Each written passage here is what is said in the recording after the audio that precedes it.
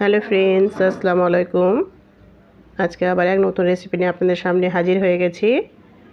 দেখুন কত মজাদার, যা মুখে নিলেই সঙ্গে সঙ্গে গলে যাবে এক নিমেষেই, আর মনে পড়ে যাবে সেই মথুরার প্যাড়ার কথা। তো আসসালামু আলাইকুম বন্ধুরা, আশা করি আপনারা সকলে খুব ভালো আছেন আর আমার পুরো ভিডিওটাকে দেখার জন্য অনুরোধ রইল। তো সর্বপ্রথমে আমি একটা বাটি নিয়ে নিয়েছি 1 কাপ দুধ আর নিয়ে নিয়েছি 1 কাপ গুড়। তো ভালো করে এটাকে মিশিয়ে নেব দুধের সাথে গুড়টাকে। মিশিয়ে নেওয়ার পর অন্যদিকে একটি পাত্র নিয়ে নিয়েছি, সে পাত্রে আমি সেই দুধটাকে ঢেলে নেব।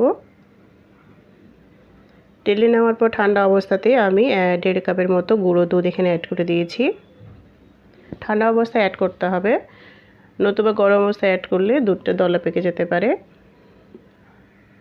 ভালো করে মিশিয়ে নেব। মিশিয়ে নেওয়ার পর যখন দুধটা মেশানো হয়ে যাবে তখন আমি গ্যাসটাকে অন করে দেব। দিয়ে পর্যায়ে অনবরত নাড়তে থাকতে হবে, না নাড়লে আবার নিচে লেগে যাবে, তাই নাড়তে থাকতে হবে অনবরত। একটা পর্যায়ে এসে দেখব যে অনেকটাই টেনে গেছে দুধটা, তারপরে সেখানে আমি 2 চামচ ঘি অ্যাড করে দেব। এই ঘিটা দিলে কি হয়, প্যাড়ার টেস্টটা অনেক গুণে বেড়ে যায় আর খেতে খুব ভালো লাগে।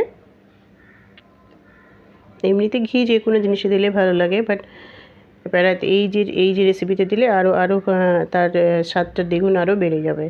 নাড়তে নাড়তে দেখুন এক পর্যায়ে এসে সমস্ত দুধগুলো শুকিয়ে গেছে আর অনেকটা টাইট হয়ে গেছে। এই পর্যায়েও আমি আবার 1 চামচ ঘি এখানে অ্যাড করে দেব। তো আপনারা অবশ্যই এখানে 1 চামচ আবার ঘি অ্যাড করে দেবেন।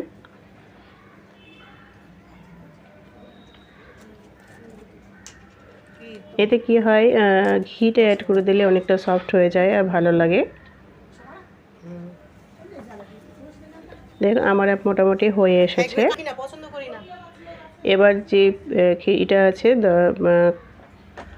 সেটাকে নামিয়ে নেব এবার আমি একটা প্লেটে।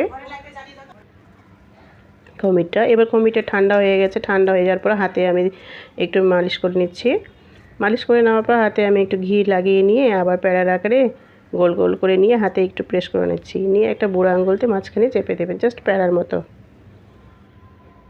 আপনারা যে সাইজে করতে চান সেই সাইজে আপনারা বানাতে পারেন। তো আমি ছোটো ছোটো প্যাড়ার সাইজে বানিয়ে নিয়েছি, একদম যে সাইজ হয়। তারপরে একটা প্লেটে আমি সাজিয়ে নিয়েছি। সাজিয়ে নেওয়ার পর সেখানে কাঠবাদাম, আমি এখানে পেস্তা বাদাম দিয়েছি। পেস্তা বাদাম দিয়েছি দেখতে সুন্দর লাগার জন্য। তো আপনারা চাইলে যে কোনো নাট এখানে ব্যবহার করতে পারেন। এতে কী হয়, যে প্যাড়াগুলো বানিয়েছি তার সৌন্দর্যটা আরও বেড়ে যায়। তো আপনারা অবশ্যই বাড়িতে একবার হলেও বানিয়ে খাবেন। বাড়ির ছোটো বড়ো সকলে খুব মজা নিয়ে খাবে, এবং বাড়িতে যে কোনো গেস্ট আসলেও আপনারা তাদেরকে দিতে পারেন বা আপ্যায়ন করতে পারেন।